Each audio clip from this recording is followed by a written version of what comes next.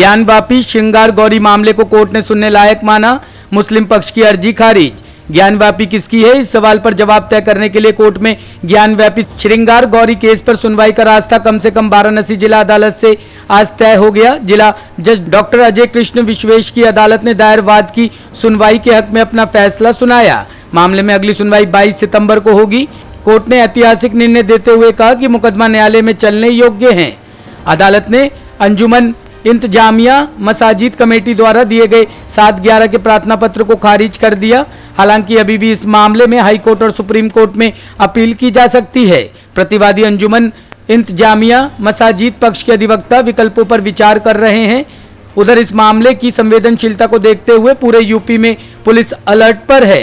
वाराणसी के police commissioner ने कल यानी 11 सितंबर की शाम से ही पूरे वाराणसी में धारा 144 लागू कर दी थी।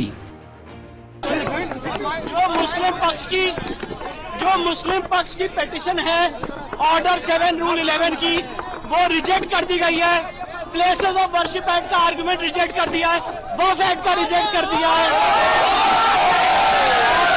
22/9 आगे अब इस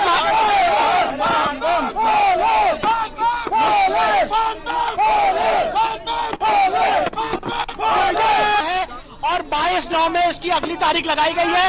इस जजमेंट के बहुत बड़े मायने हैं, क्योंकि जो हमारी कमीशन की रिपोर्ट है अब वो पढ़ी जाएगी, उसके खिलाफ उनको ऑब्जेक्शन देना पड़ेगा। और जो कमीशन की रिपोर्ट में शिवलिंग बरामद हुआ है, अब उस पर आगे बात होगी। ये सारी महिला याचिकाकर्ताओं के लिए बहुत बड़ी जीत है।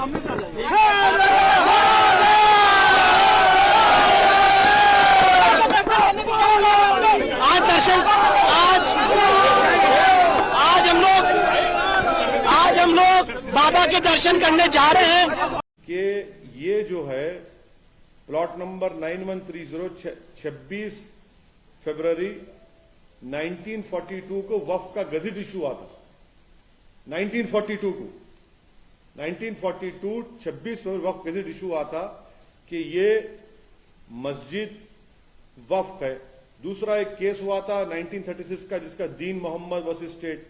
1937 में जजमेंट आया। जजमेंट में कहा गया कि मस्जिद के नीचे की जमीन, घर, नॉर्थ और साउथ पे पूरा वक्फ है।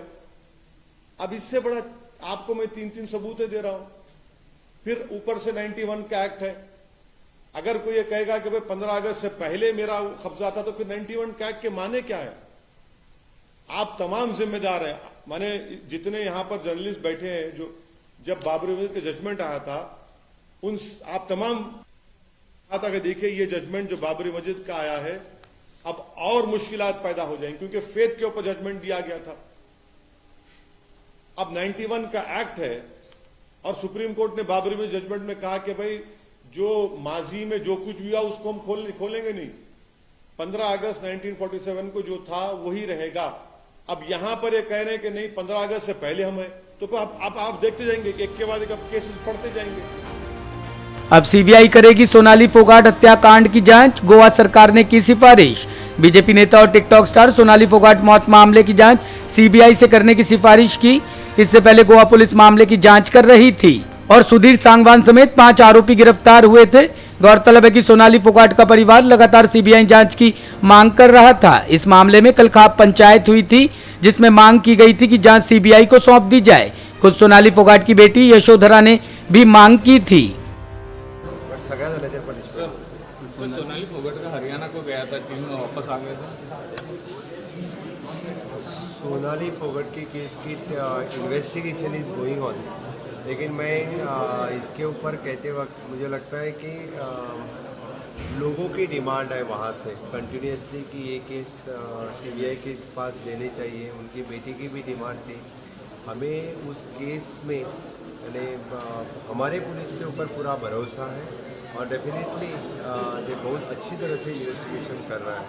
बहुत अच्छे क्लूज भी उनको मिले हैं, लेकिन लोगों के डिमांड ध्यान में रखते हुए और उनके बेटी की कंटिन्यूसली डिमांड ध्यान में रखते हुए मैंने प्रेस मीडिया में भी बाकी भी मुझे रिक्वेस्ट की है कि वो सीबीआई के पास दे देना चाहिए।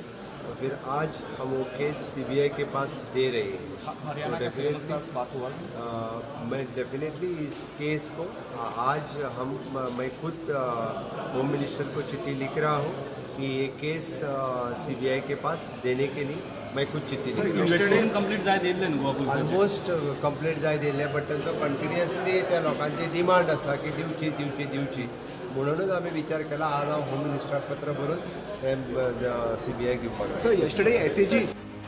टेरर एंगल की जांच शुरू। एनआईए के दिल्ली, एनसीआर, हरियाणा और पंजाब में छापे।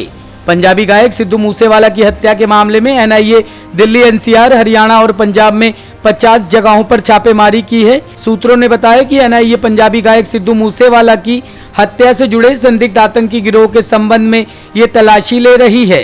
एनआईए ने हरियाणा के यमुनानगर में गैंगस्टर काला राणा के आवास और पंजाब के फरीदकोट में गैंगस्टर विनय देवड़ा के आवास पर छापेमारी की। दरअसल सिद्धू मूसेवाला की हत्या में शामिल गैंगस्टर के आतंकियों के साथ नेक्सस की बात सामने आई है। बताया गया है कि देश और विदेशों की जेलों के अंदर से गैंगस्टर क्राइम सिंडिकेट चला रहे हैं। इसी पर शिकंजा कसने के लिए राष्ट्रीय जांच एजेंसी पूरे देश में जगह जगह पर गैंगस्टर के ठिकानों पर छापेमारी कर रही है। नीरज बवानिया के घर से हथियार, बुलेट प्रूफ जैकेट बरामद किया गया है। गैंगस्टर काला राणा के घर पर भी एनआईए की छापेमारी चल रही है। ब्यूरो रिपोर्ट, टीम तफ्तीश न्यूज।